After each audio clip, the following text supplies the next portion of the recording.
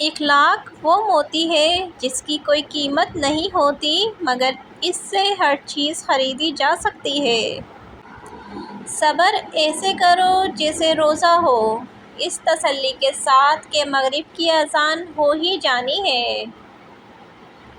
نصیب کا لکھا بدل دیتی ہے تڑپ سے مانگی ایک دعا، جو تم چاہتے ہو مانگو وہی ملے گا، ضرور ملے گا۔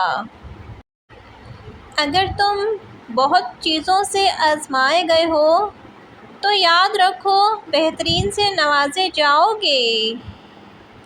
حضرت علی نے ارشاد فرمایا، زیادہ سوچنا انسان کو ختم کر دیتا ہے، بس دعا کرو اور رب پر چھوڑ دو۔ مضبوط تو وہ لوگ ہیں جو رونے کے بعد اپنے آپ کو خود سمجھائے، اللہ ہے نا، سب ٹھیک ہو جائے گا۔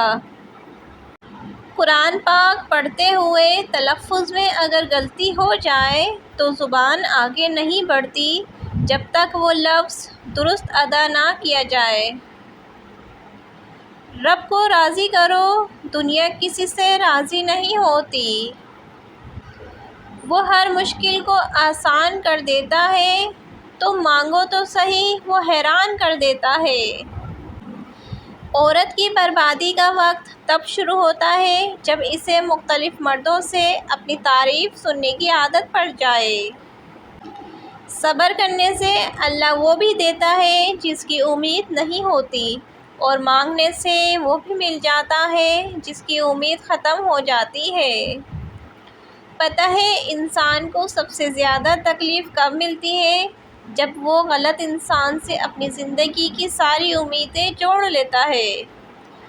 اللہ نے اگر دل دعاؤں کے جانب موڑا ہے تو کچھ تو ہے جو اس نے بدلنے کا سوچا ہے۔